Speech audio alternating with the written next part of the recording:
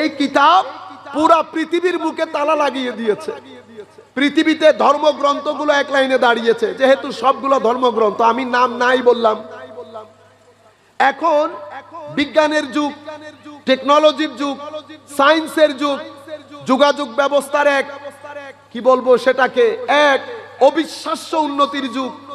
এই যুগের মধ্যে আমাদের কলেজ বিশ্ববিদ্যালয়ের ছেলেরা ধর্মের প্রয়োজন নাই, ধর্ম দিয়ে কি করব এখন, এখন টেকনোলজি সায়েন্সের জামানা, সকল ধর্ম মাথা নিচু করে আছে। কেন? প্রত্যেক ধর্মগ্রন্থের মধ্যে কিছু না কিছু গলতি আছে, কিছু না কিছু, সেটা শাব্দিক, সেটা বৈজ্ঞানিক, সেটা ঐতিহাসিক, যে কোনো দিক থেকে। কিন্তু একটা কিতাব মাথা তুলে বলছে যে চট্টগ্রামের অজপাড়া গা থেকে শুরু করে নাসার বৈজ্ঞানিক পর্যন্ত, নাসার বৈজ্ঞানিক পর্যন্ত পড়ে দেখো। আমি মুজিজা, আমাকে পড়ার পরে মুখে তালা লেগে যাবে, কোনো কথা বলতে পারবা না, তোমাকে মেনে নিতেই হবে মুহাম্মদুর রাসূলুল্লাহ সাল্লাল্লাহু আলাইহি ওয়াসাল্লাম সত্য নবী, সত্য নবী। মুহাম্মদুর রাসূলুল্লাহর কিতাব সত্য কিতাব, মুহাম্মদুর রাসূলুল্লাহ সাল্লাল্লাহু আলাইহি ওয়াসাল্লামের আনিত বিধান সত্য বিধান, আনিত দিন সত্য দিন।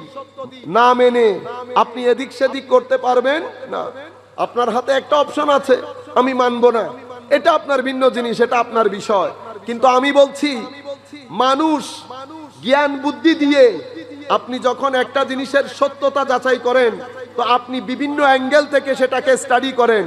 আপনি যেই যেই আন্দাজে একটা জিনিসের সত্যতা যাচাই করেন, সেই আন্দাজে কোরআনের সত্যতা যাচাই করেন, কোরআনের সত্যতা যাচাই করেন। কোরআন বলছে আপনার হাতে অন্য কোনো অপশন থাকবে না। সেই জন্য কোরআন শুরুর দিকে প্রথম পেজের একেবারে দ্বিতীয় শব্দের মধ্যে বলছে আমার মধ্যে কোনো সন্দেহ নাই, এক কথা। এক পেজ পরে বলছে ওয়াইন কুনতুম ফি রাইবি মিম্মা নাযালনা আলা আবদিনা ফাতু বিসূরা, যদি আমার বান্দায়ে খাস, আমার বড় মর্যাদাবান বান্দা মুহাম্মদুর রাসূলুল্লাহ সাল্লাল্লাহু আলাইহি ওয়াসাল্লামের উপর যেই কিতাব অবতীর্ণ করেছি সেটার ব্যাপারে যদি তোমাদের কোনো সন্দেহ থাকে, ফাতু বিসূরা, তোমরা এটার মতো একটা চ্যাপ্টার রচনা করো। তোমরা যদি পারো পুরা পৃথিবীর সমস্ত ঐতিহাসিক শিক্ষিত একাডেমিশিয়ানদেরকে একসাথে করে তোমরা কোরআনের মতো একটা সূরা কোথাও লিখো। আরেক জায়গায় বলেছে একটা আয়াত, কয়টা আয়াত? একটা আয়াত, একটা আয়াত লিখে দেখাও এটার মতো। তো চ্যালেঞ্জ 1400 বছর আগে দিয়েছে, সেটা এখনো বলবৎ আছে, সেটা কিয়ামত পর্যন্ত বলবৎ থাকবে। তো মাওলায়ে করিম আমার নবীর মাধ্যমে যখন এই চ্যালেঞ্জ ঘোষণা করছিলেন, তো এই চ্যালেঞ্জ আমার নবী 1400 বছর আগে মক্কার জমিনে করেছেন। তো আমার নবীর সেই চ্যালেঞ্জ আজকেও আছে। শুধু কি চিটাঙের জন্য? চিটাঙে প্রাচ্য থেকে পাশ্চাত্য, উত্তর থেকে দক্ষিণ, নাসা থেকে হার্ভার্ড, হার্ভার্ড থেকে অক্সফোর্ড, অক্সফোর্ড থেকে ক্যামব্রিজ, ক্যামব্রিজ থেকে চিটাং বিশ্ববিদ্যালয়, পৃথিবীর অজপাড়া গা থেকে শুরু করে সবার জন্য কোরআন বলছে আমার ব্যাপারে সন্দিহান হলে একটা আয়াত, সূরা বলছে না, আবার কি বলছে? একটা আয়াত লিখে দেখাও। এই কোরআন, তারপরে আল্লাহ নিজেই ঘোষণা দিচ্ছেন তোমরা পারবে না, তোমরা পারবে, এটা কশ্চিন কালেও তোমাদের পক্ষে সম্ভব হবে না। কেন? এটা আমি আল্লাহর কিতাব, এটা আমি আল্লাহর কিতাব। তো এই কিতাব আমাদের ধর্ম যে সত্য তার প্রমাণ এই কিতাব। আমাদের কাছে আনিত বিধান, সত্য বিধান, সফল বিধান এবং একমাত্র বিধান, সেটার প্রমাণও এই কোরআন। আমাদের নবী সাল্লাল্লাহু আলাইহি ওয়াসাল্লাম সত্য নবী, সেটার প্রমাণও এই কোরআন। আল্লাহ রাব্বুল আলামিন এক, অদ্বিতীয়, কোনো শুরু নাই, কোনো শেষ নাই। আল্লাহ সবকিছুর খালেক ও মালিক, প্রমাণ এই কোরআন। সেই কোরআনকে আমরা পড়ি, সেই কোরআনের একটা শব্দ পড়লে আল্লাহ 10টা সওয়াব দিবে বলছেন। একটা শব্দে 10টা সওয়াব। আলিফ লাম মিম কয়টা হয়েছে? 30টা। সেই কিতাব আমরা পড়ি। সম্মানিত উপস্থিতি, তো আমি বলতে চাচ্ছিলাম এই কোরআনের মধ্যে আল্লাহ রাব্বুল আলামিন বিভিন্ন ঘটনার বর্ণনা দিয়েছেন, বিভিন্ন ঘটনার। আল্লাহ আপনাদেরকে দুনিয়ার জীবন, আখিরাতের জীবন, এগুলা বোঝানোর জন্য আল্লাহ কিছু এক্সাম্পল দিয়েছেন।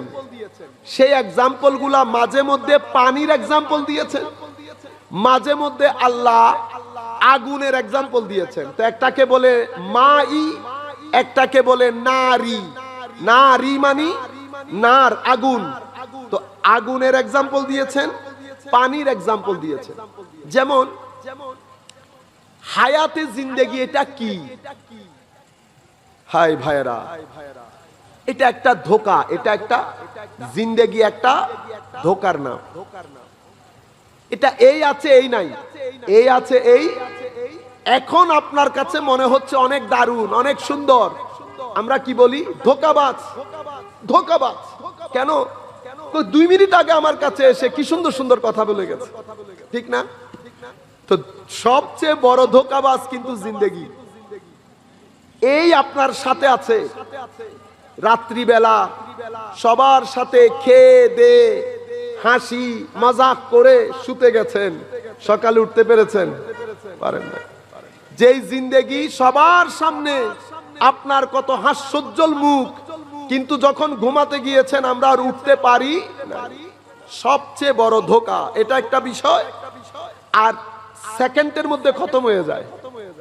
আপনি মনে করছেন 30 বছর 40 বছর, দেখি আপনি বলেন দেখি 30 বছর যাইতে আপনার 30 দিনের মতো মনে হয়েছে? যাদের বয়স এখন, আমরাও তো মনে করছি। আমি আজারে গিয়েছিলাম 2000 সনে, 2000 থেকে 2004, তো এখন 2021, 15 বছরের উপর বেশি হয়ে গেছে না আমি এসছি। কিন্তু আমার মনে হচ্ছে আমি সেদিন গিয়েছি, আমি সেদিন গিয়েছি। 2000 যেদিন গিয়েছি, 2000 থেকে ধরলে আজকে 21 বছর।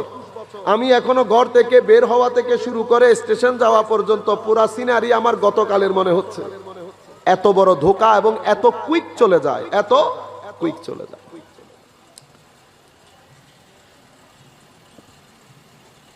আল্লাহ রাব্বুল আলামিন এই জিন্দেগির মিসাল দেওয়ার জন্য আমাদেরকে বলছেন, মানুষ, ইন্নামাল হায়াতুদ দুনিয়া লাইব ওয়া লাহবুন ওয়া জিনাতুন ওয়া তাফাখুরুন বাইনান নাস ওয়া তাকাসুরুন ফিল আমওয়ালি ওয়াল আওলাদ। কয়টা জিনিস বলেছে? 5টা। আমাদেরকে বলছে, বান্দা, হায়াতে জিন্দেগি হচ্ছে স্পোর্টস, খেলাধুলার মতো। কিসের মতো? খেলাধুলা। 4টার আগে হাই খোদা ছেলেদের মুখে ভাত আছে, কোন রকম ভিতরে দিয়ে বন্ধু বান্ধবদেরকে নিয়ে কিসে যাওয়া? খেলতে যাওয়া। খেলা শুরুই করি নাই, মাগরিবের আজান পড়া, মাগরিবের আজান দিয়ে দিচ্ছে। আমরা কি বলি? দূর, শুরুই করলাম না, শেষ হয়ে গেছে। শুরুই করলাম না, শেষ হয়ে গেছে। আপনি এই 2 ঘন্টার সময় যে ব্যয় করেছেন খেলার মধ্যে, বুঝতে পেরেছেন? আপনি তো বুঝতেই পারেন নাই যে 2 ঘন্টা কোন দিক দিয়ে চলে গেছে। সেই কারণে আল্লাহ দুনিয়াকে বলেছেন লাইব, খেলাধুলা। ক্লিকের মধ্যে খতম হয়ে যাবে। তুমি এমনিতেই খেলাধুলার মধ্যে আমরা যেরকম মস্ত হয়ে যায়, তো তুমিও দুনিয়ার মধ্যে মস্ত হয়ে গেছো। এটা খেলাধুলা। ওয়ালাইব, লাইবুন ওয়ালাহবুন। এরপরে তুমি যেভাবে জিন্দেগি অতিবাহিত করছো এটা জাস্ট মিনিংলেস। মিনিংলেস কিরকম? আমাদের ছেলেগুলা দেখেন, সারা দিন কোনো না কোনো দোকানের পাশে এসে 3-4 জন বসে থাকে, ঠিক না? অথচ 8 ঘন্টা যদি কোথাও আপনি জব করেন, দিনে কম করে হলো 2000 টাকা রুজি করতে পারবেন, আর কম হলো 1000 টাকা রুজি করতে পারবেন, ঠিক না? 1000 টাকা নট ম্যাটার অফ জোক। কিন্তু আমরা কি করি? আমি ওই দোকানের, যার দোকানের পাশে বসে আছি, উনি তো ব্যবসা করছেন, কিন্তু আপনি লাহবুন, আপনি মিনিংলেস, শুধু শুধু জিন্দেগিটা আপনি খতম করে দিচ্ছেন, ওয়েস্ট করছেন। অথচ আপনি তো এখানে 200-300 বছরের জন্য আসেন নাই, 100 বছরের জন্য আসেন নাই। আপনি মনে করছেন 60-70 বছর, আসলে তো 60-70 বছর না। আপনি যদি 60 বছর বাঁচেন, দিনে যদি 8 ঘন্টা ঘুমান, তো 20 বছর তো ঘুমে চলে গেছে। আপনারা কোনোদিন খেয়াল করেছেন এটা? আপনার জিন্দেগি যদি 60 বছর হয়, আপনি যদি ডেলি 8 ঘন্টা করে ঘুমান, আমাদের ছেলেরা কি 8 ঘন্টা ঘুমায়? পড়লে আর উঠার কথা স্মরণে থাকে? থাকে না। তবু আমি স্ট্যান্ডার্ড টাইম যদি 8 ঘন্টা বলি, তো আপনি আপনার 60 বছরের জীবনে 8 ঘন্টা ঘুমানো মানে 20 বছর ঘুমিয়েছেন। কয় বছর? কখনো চিন্তা করে দেখেছেন? 60 বছরের এক ব্যক্তি 8 ঘন্টা করে দিনে ঘুমালে উনি ঘুমের মধ্যে ছিলেন 20 বছর, হাতে থাকে 40 বছর। এই 40 বছরের মধ্যে আপনি যদি দিনে কম করে হলেও আধা ঘন্টা থেকে 1 ঘন্টা ওয়াশরুমে অতিবাহিত করেন, আপনি চিন্তা করতে পারেন প্রায় 3 থেকে 4 বছর তো আপনি ওয়াশরুমেই ছিলেন। আপনি 20-60 বছরকে যদি মাইনাস করতে থাকেন, তো আপনার জিন্দেগিতে হাসি ঠাট্টা করার যেই সময়, সেটা 7 বছরেরও বেশি না। সেই কারণে কি বলা হচ্ছে? লাহবুন লাইবুন ওয়া লাহবুন, লাইবুন ওয়া লাহবুন।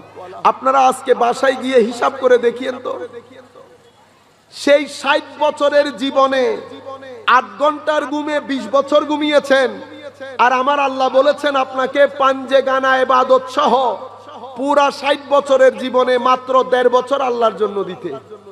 আমরা সেটা দেই? 1.5 বছর আল্লাহকে দিলাম না, অথচ আল্লাহর ঘরে আছি, আল্লাহর বাতাস, আল্লাহর খাদ্য, আল্লাহর দেওয়া পরিবেশ, আল্লাহর দেওয়া চোখ, আল্লাহর দেওয়া নেয়ামত, আল্লাহর দেওয়া খাদ্য, আল্লাহর দেওয়া সন্তান, পুরা সব কিছু আল্লাহর দেওয়া ভোগ করেছি। 1.5 বছর এই পুরা 60 বছরের জীবনে আল্লাহর জন্য ব্যয় করতে পারি নাই।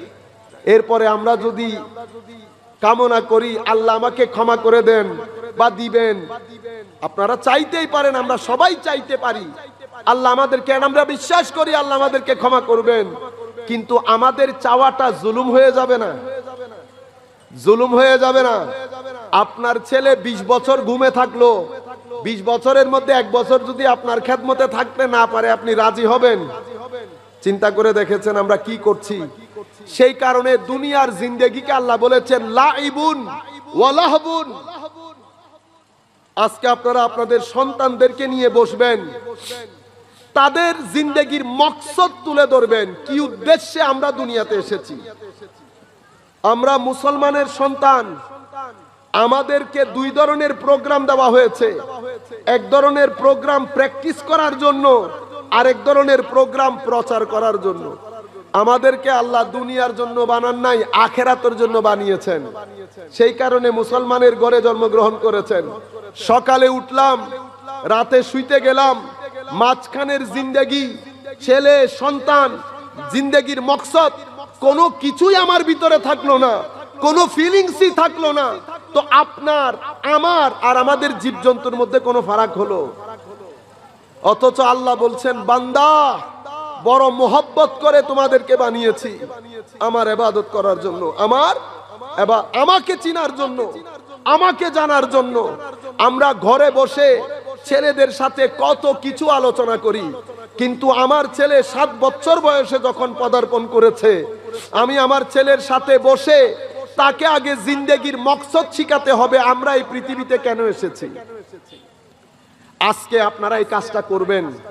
আগামী 1 সপ্তাহের মধ্যে বাতের টেবিলে হোক অথবা বাতের পরে হোক, বসে ছেলেদের সাথে কথা বলবেন যে আমাদের জিন্দেগির উদ্দেশ্য কি, সেই উদ্দেশ্যটা বাস্তবায়ন কিভাবে করব। আমরা যেহেতু ওই বিষয় আজকে আমাদের না, আমরা সেদিকে যাচ্ছি না, শুধু আপনাদেরকে একটু অ্যাওয়ারনেস, সচেতনতা দেওয়ার জন্য, যাতে আমাদের এখানে আসা বসাটা কিছুটা মিনিংফুল হয়। তো বলতে চাচ্ছিলাম আল্লাহ কি বলেছেন, জিন্দেগি লাইবুন ওয়া লাহবুন। এরপরে কি বলেছেন, ওয়া জিনাতুন। কি বলেছেন? জিনাত, সৌন্দর্য। বুঝতে পেরেছেন? আমরা সবাই সৌন্দর্যের পেছনে ছুটি না, এটা মানুষের বৈশিষ্ট্য, এটা কোনো দোষের কিছু না, এটা কোনো দোষের, আল্লাহ জাস্ট দুনিয়াটা আমাদেরকে বুঝানোর জন্য।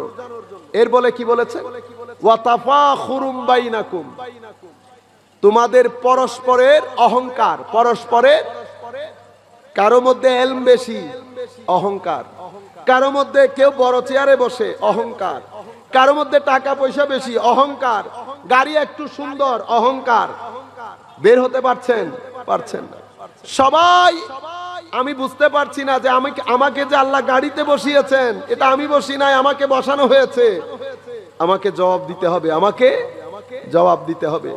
আমি গাড়িতে বসলে ঠিক, গাড়ি যদি আমার এখানে বসে যায় তাহলে ঠিক না। আমি চেয়ারে বসেছি ঠিক, চেয়ার যদি আমার এখানে বসে যায় ঠিক না।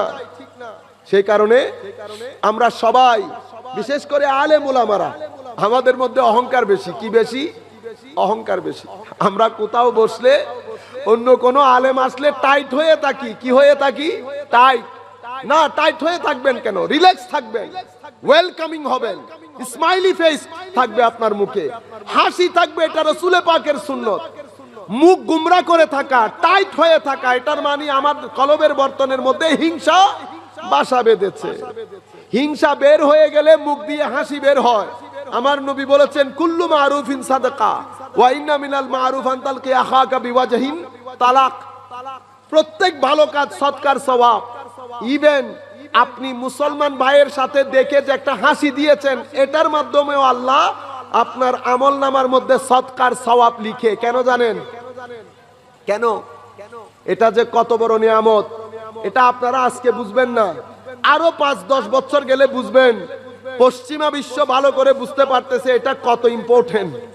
আপনি জানেন, হাসি মুখে কাউকে সালাম দিলে আপনিও রিল্যাক্সড হয়ে যান। কারণ বিভিন্ন প্রেসারে আমাদের ভিতরে টেনশন ক্রিয়েট হয়। সেই টেনশন আমাদের হার্টের রক্ত চলাচল বাড়িয়ে দেয়, হার্ট ডিজিজের দিকে আমাদেরকে ঠেলে দেয়। আপনি যখন হাসি দিয়ে সালাম দেবেন, আপনার ভিতর রিল্যাক্সড হয়ে যাবে, আপনি রিল্যাক্সড ফিল করবেন, আপনিও রিল্যাক্সড হবেন, যাকে হাসি মুখে সালাম দিয়েছেন সেও রিল্যাক্সড হবে। আপনি জানেন না হার্টের প্রতি কত গুরুত্বপূর্ণ একটা কন্ট্রিবিউট করেছেন। যাকে দিয়েছেন সালাম হাসি মুখে, উনিও জানেন না উনার হার্টের জন্য আপনি কত বড় ইহসান করেছেন। বুঝতে পেরেছেন? এই ধর্মে যা কিছু বলা হয়েছে কোনটাই বিজ্ঞান ফেলতে পারছে না।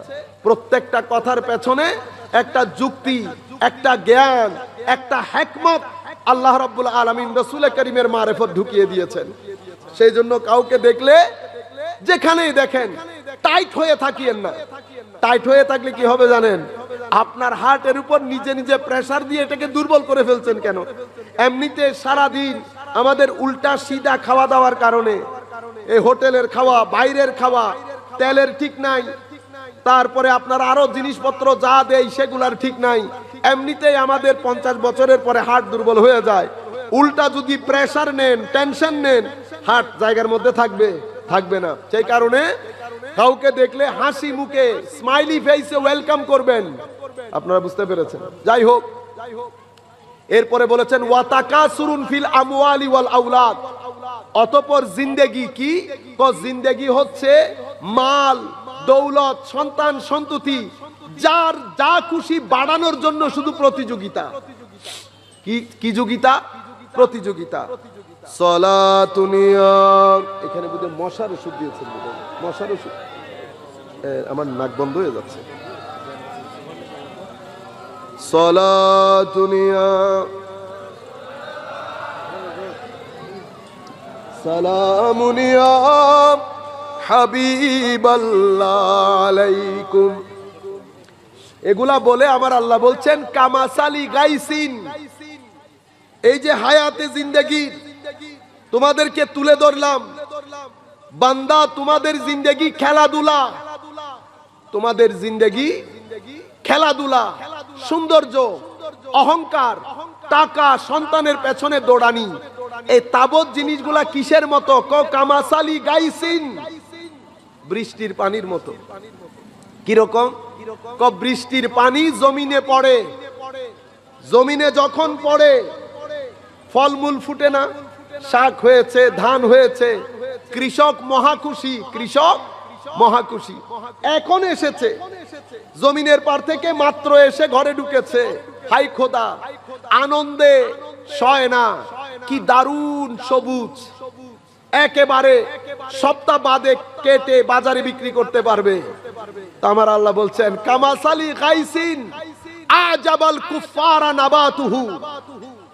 কারণ এখানে কাফ আরবির মধ্যে কৃষককে এই আয়াতের মধ্যে কাফের বলা হয়েছে। কি বলা হয়েছে? কাফের।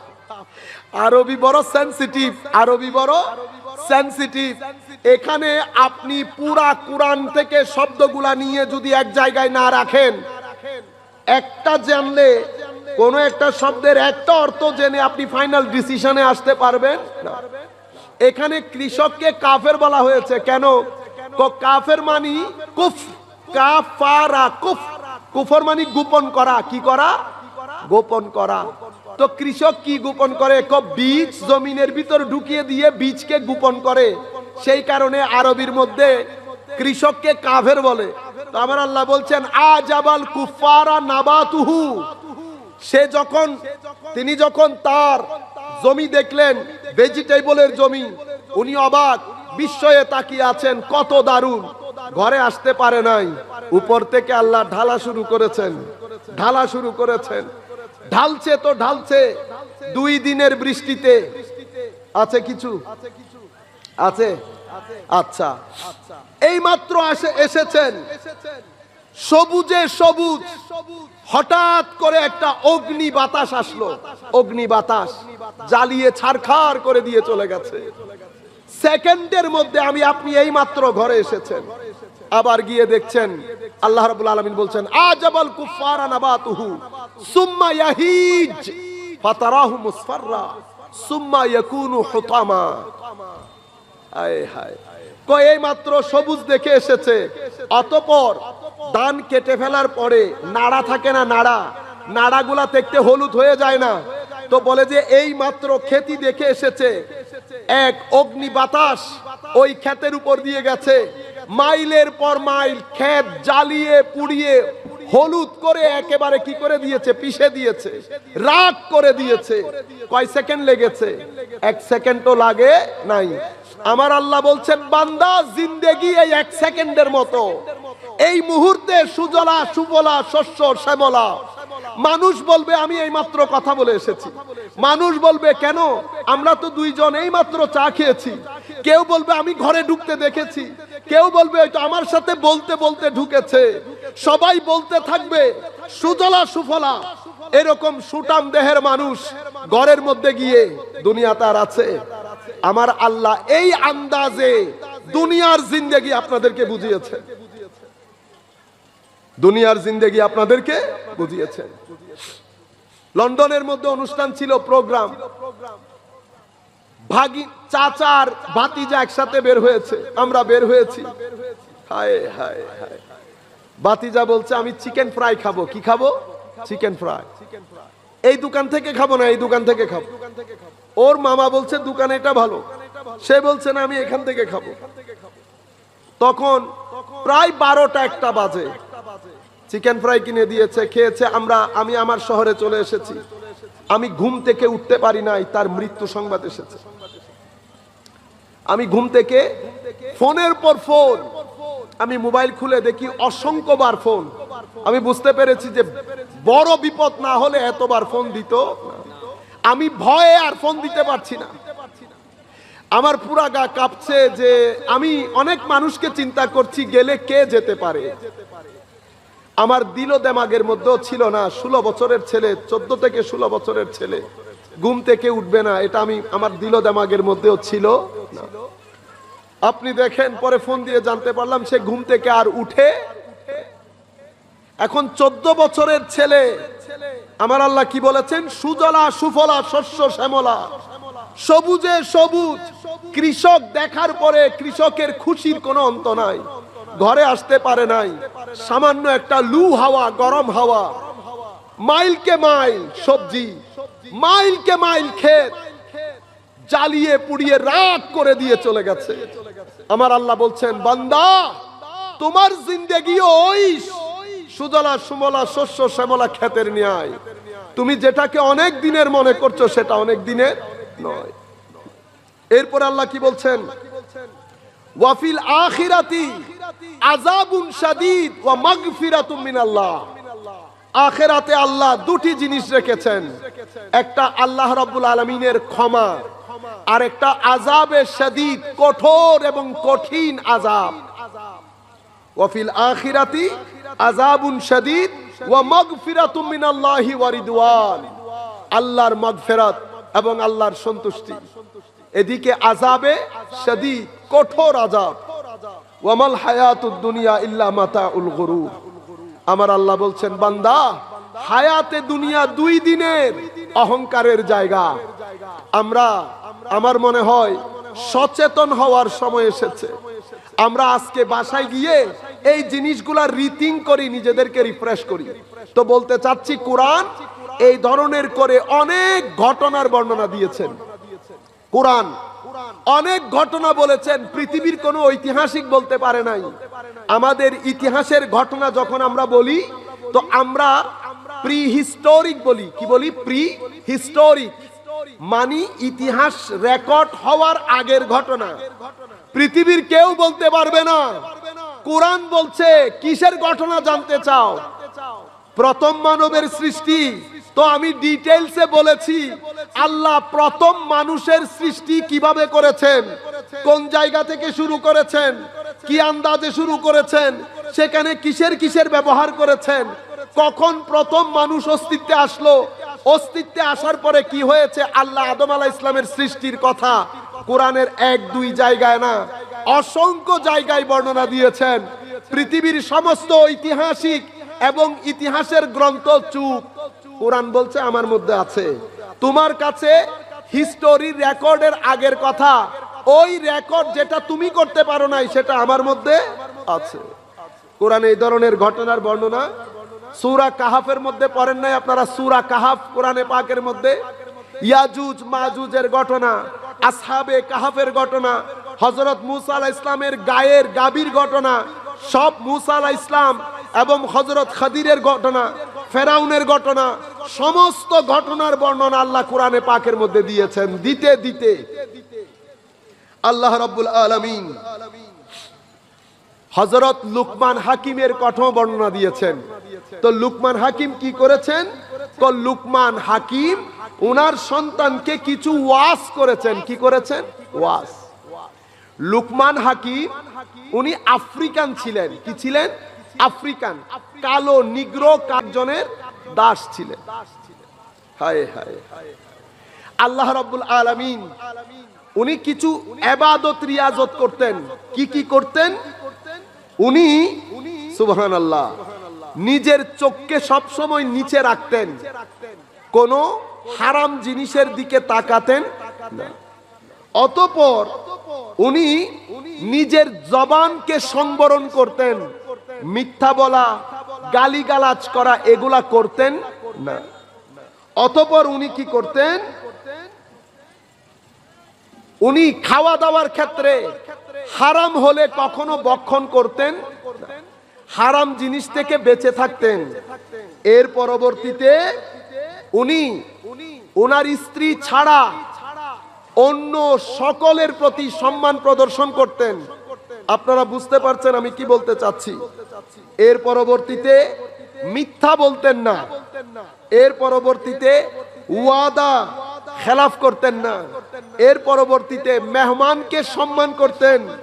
এর পরবর্তীতে হায় খোদা পাড়া প্রতিবেশীকে সহযোগিতা করতেন, এবং যেই জিনিসগুলার কোনো প্রয়োজন নাই জিন্দেগিতে, আমি এখানে আপনার সাথে বসে ঘন্টার পর ঘন্টা গল্প করলে আমার কিছু লাভ হবে, তো এই ধরনের মিনিংলেস কাজ থেকে বিরত থাকতেন। যখন এই আন্দাজে প্র্যাকটিস করেছেন, আমার আল্লাহ সিনা খুলে লুকমানের সিনাকে হিকমত দিয়ে ভরপুর করে দিয়েছেন। এমন হিকমত দান করেছেন, উনি কোন একজনের ছাগল চড়াতেন, ছিলেন দাস। কি ছিলেন? Das, slave, African নিগ্রো। কিন্তু আল্লাহ সিনাকে হিকমত এবং ইলম দিয়ে ভরপুর করে দিয়েছেন। এমন ইলম হযরত লুকমান হাকিমের দরজায় হাজার হাজার মানুষ, রাজা মহারাজা, জ্ঞানী পণ্ডিত বিজ্ঞানী সবাই উনার ঘরের দরজায় এসে দাঁড়িয়ে থাকতেন। এখন একদিন উনার বন্ধু এসেছেন, যিনি উনার সাথে ছাগল ছড়াতেন। উনি এসে বলছেন, আপনি ওই লুকমান না? যার সাথে আমি ছাগল চড়াতাম। কহে তো আপনার এই অবস্থা হলো কেমনে? আমরা এখন বলি না, ছেলে যখন ধরেন আপনি হুজুরের সাথে পড়েছেন, আমিও পড়েছি, এখন ঘটনাচক্রে উনি হয়ে গেছেন ঢাকা বিশ্ববিদ্যালয়ের প্রফেসর, আমি কোন রকম একটা কিন্টার গার্ডেনে ছোটখাটো চাকরি করি, কিন্তু স্কুল জীবনে আমি ওনার চেয়ে ভালো ছিলাম। তা আমরা কি বলি? কারণ মানুষের মধ্যে হিংসা থাকে প্রচুর। মানুষ দিনকে দিন হিসেবে গ্রহণ করতে চায়, রাতকে রাত হিসেবে গ্রহণ করতে চায় না। এখন মানুষ কি বলে? দূর না, আল্লাহ যাইবের নসিনি ছাত্র ভালো ন, ছাত্র কি নো ভালো ন, কে তুই কেন জানো খদে কে আইবা আল্লাহ ফজ্জে দিবে আইন শ্রী দিনা, তো তো আল্লাহ ফজ্জে দিবে ঢাকা বিশ্ববিদ্যালয় দিবে চেয়ারা চাইল ই দে না। তবুও কি বলছে? না না না, ছাত্র আপনি বেশি জানেন আমার থেকে, উনি আমার সাথে পড়েছেন, দেখছেন কোন রকম। তো তাদেরকে আপনারা লুকমান হাকিমের কথা বলবেন, কিসের কথা? আমি এই ঘটনাটা রেকর্ড হচ্ছে, নতুবা আজকের আলোচনার সাথে এই ঘটনা যায় না। আমি এটা ইচ্ছে করে বলেছি, কারণ রেকর্ড হচ্ছে, অনেকের জন্য নসিহত হয়ে যাবে। বলতে চাচ্ছিলাম, তো উনি যখন বলছেন যে আপনি ওই যে আমরা ছাগল ছড়াতাম, আপনি ওই লুকমান না? বলছে হ্যাঁ আমি ওই লুকমান। তো আপনার এই অবস্থা হলো কেন? তখন লুকমান হাকিম বলছেন, আমি চোখ নিচ থেকে তুলতাম না, আমি অখাদ্য কুখাদ্য হারাম গ্রহণ করতাম না, আমি জিহ্বা সংবরণ করেছি, চোখ সংবরণ করেছি, কান সংবরণ করেছি, পেট সংবরণ করেছি, এবং আমার প্রাইভেট লাইফ সংবরণ করেছি। সব কিছু করার পরে মাওলায়ে করিম আমার সিনাকে খুলে দিয়ে আমাকে শারহে সদর দান করেছেন, আমার ভিতরে ইলম ও হিকমতের চিরাগ জ্বালিয়ে দিয়েছেন। সেই কারণে আমার ঘরের দরজায় প্রতিদিন হাজারো রাজা, বাদশা, জ্ঞানী, পণ্ডিত ভিড় জমায় আমার কাছ থেকে হিকমত, বিভিন্ন সলা পরামর্শ, বুদ্ধি পরামর্শ গ্রহণ করে। বুঝতে পেরেছেন? এখন লুকমান কি পরিমাণ হাকিম, প্রাজ্ঞ, বিজ্ঞ, পণ্ডিত ছিলেন, সেই লুকমান হাকিমের সেই ওয়াজ কুরআনে পাকের মতো কিতাবের মধ্যে আল্লাহ স্থান করে দিয়েছেন। এখন চিন্তা করতে পারবেন আল্লাহ কি পরিমাণ গুরুত্ব দিয়েছেন এই ওয়াজকে। আমি এই ওয়াজের গুরুত্ব বোঝানোর জন্য এতক্ষণ কথা বলেছি, যাতে আপনারা সেটা আয়ত্ত করতে পারেন যে এটা কি পরিমাণ ওয়াজ হবে, যে মাওলায়ে করিম খুদ এই ওয়াজ নিজের কিতাবের মধ্যে বর্ণনা করছেন। আরো কি করছেন? ওয়াইজ ক্বালা লুকমানু লিইবনিহি, হাবিব স্মরণ করুন সেই সময়ের কথা যখন লুকমান তার সন্তানকে বলেছিল। লুকমান, রাসূল করিম সাল্লাল্লাহু আলাইহি ওয়াসাল্লাম এসেছেন কখন? সবার শেষে না? এটা মতান্তরে হযরত দাউদ আলাইহিস সালামের জামানায় হযরত লুকমান হাকিম ছিলেন, হযরত দাউদের জামানায়। তো এখন কোথায় রাসূল পাকের জামানা, কোথায় হযরত দাউদের জামানা? কিন্তু কুরআন বলতে বলছে হাবিব স্মরণ করুন সেই সময়ের কথা। মনে হচ্ছে লুকমান হাকিম যখন ওয়াজ করছে, আমার আল্লাহ রাসূল পাককে বলছেন, ওই দেখেন দেখেন লুকমান তার ছেলেকে ওয়াজ করছে। হয় না? বন্ধুকে স্মরণ করিয়ে দিচ্ছে, বন্ধু ওই সময়ের কথা, সে সময়ের কথা। আপনারা বুঝতে পেরেছেন আমি কোন কি আন্দাজে বলতে চাচ্ছি? তো রাসূল পাক অনেক পরে এসেছে, কিন্তু বলার সময় আল্লাহ বলছেন হাবিব ওই সময়ের কথা। ওই যে লুকমান যে তার ছেলেকে ওয়াজ করছিল, দেখেন না? আমি দেখিয়েছি তো আপনাকে, আপনি দেখেছেন তো, সে সময়ের কথা আপনি স্মরণ করেন, আপনি স্মরণ করেন। আমরা একজন আরেকজনকে বলি না ভাইজান, আহারে 2003-এ ঘটনা ঘটলো না, ওই যে আমরা একসাথে যাচ্ছি, তো উনি কি বলছেন? ও আচ্ছা আচ্ছা আচ্ছা মনে পড়েছে। এখন আল্লাহ কি বলছেন? ওয়াইজ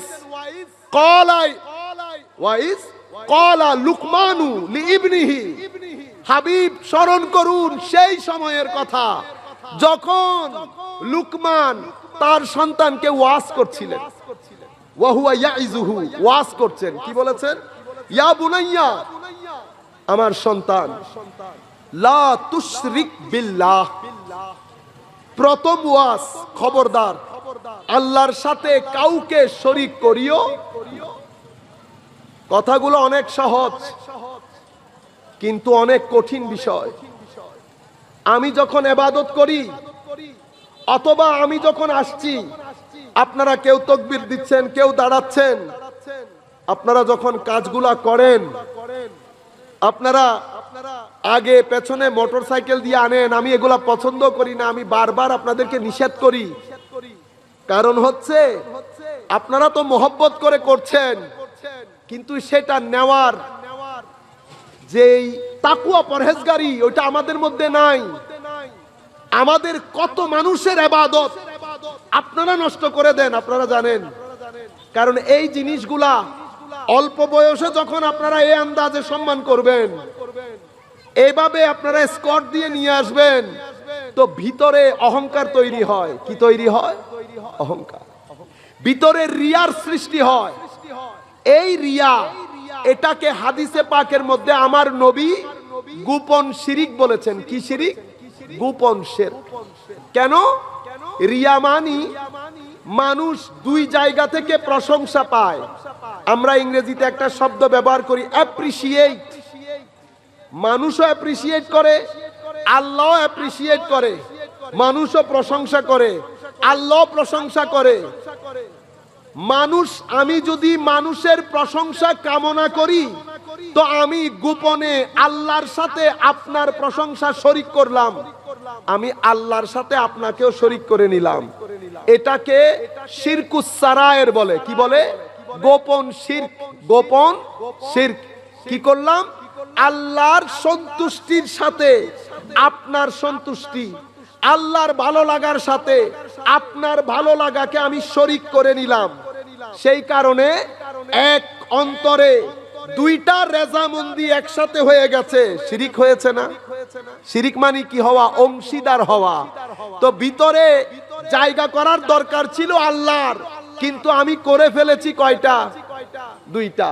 একটা আল্লাহর সন্তুষ্টি আর একটা আপনার সন্তুষ্টি। আমি ওয়াজ করছি, আপনি বাহবা দিচ্ছেন, আমার ভালো লাগে নাই। আমি আন্তঃকরণে চেষ্টা করছি যে আপনি কোন রকম আমাকে বড় বক্তা বলেন। এই যে আমার ভিতরে চাওয়া মনোবাসনা, এটা আপনার রেজামন্দি। তো আল্লাহর রেজামন্দির সাথে যখন আপনার রেজামন্দি একসাথে হবে, এটাকে হাদিসে পাকের মধ্যে শিরকুস সারায়ের বলে, গোপন শিরক। তো হযরত লুকমান বলছেন, আমার ছেলে কখনো আল্লাহর সাথে জাহের বাতেন, গোপনে প্রকাশ্যে তুমি শিরক করবে না। তো আপনাদেরকে বলছি, এই যে আগে পেছনে আপনারা এই সংস্কৃতিটা ছেড়ে দেন। কেন? কারণ এটা আমাদের অনেক আলেমদের জন্য। আমাদের এই রাস্তাগুলাতে আসতে সমস্যা হয় না। কিছু রাস্তা আছে দূর দূরান্তে যখন আমরা যাই, মেইন রোড থেকে মাহফিল অনেক ভিতরে থাকে, সেখানে আপনারা 5টা আগে 5টা পরে আমাদের সেফটি সিকিউরিটির ব্যাপার থাকে, আপনারা থাকতে পারলেন। কিন্তু আপনারা যে হই হুল্লোড় করেন, সেটাতে আমাদের মতো যারা সাধারণ আছে তারা ফিতনার মধ্যে পড়ে যায়। এগুলা রুহানি কথা, আপনারা হয়তো বুঝতে নাও পারেন। রুহানি জগতে বিপর্যয় ঘটে, বিপর্যয়। রুহানি জগতে একটা তুফান সৃষ্টি হয়, আল্লাহ পাক জানে সেই তুফানে কত ইবাদতের গাছ পড়ে যায়। আপনারা বুঝতে পেরেছেন? যাই হোক, হযরতে লুকমান প্রথম এটা বলার পর বলেছেন, ইন্না শিরকা লা যুলমুন আযীম। সবচেয়ে বড় জুলম হচ্ছে শিরকের জুলম। কেন? সবকিছুর স্রষ্টা আল্লাহ। আপনি যখন আল্লাহ ছাড়া কারো প্রতি মাথা নুয়াবেন, তো আল্লাহর যেটা হক, জুলুম কি? অত্যাচার কি জিনিস জানেন? অত্যাচার হচ্ছে যার যেটা হক, সেই হক থেকে তাকে বঞ্চিত করার নাম হচ্ছে জুলুম। বুঝতে পেরেছেন? যার যেই হক, সেই হক থেকে তাকে বঞ্চিত করা, এটা হচ্ছে জুলুম। যেমন অত্র মসজিদ, আপনাদের পাশে মসজিদ আছে না? মসজিদের একজন খতিব আছেন, ঠিক না? এই মসজিদে এই মাহফিলের মধ্যে আমরা আসব, নতুন মেহমান বক্তব্য দেব, কিন্তু আপনারা ইমাম এবং খতিবের প্রতি কি করবেন? প্রত্যেক দিনের এটা করতে পারবেন। এটা জুলম হবে। কেন? কারণ উনি হচ্ছেন এই মজলিসের টেকনিক্যালি হোস্ট।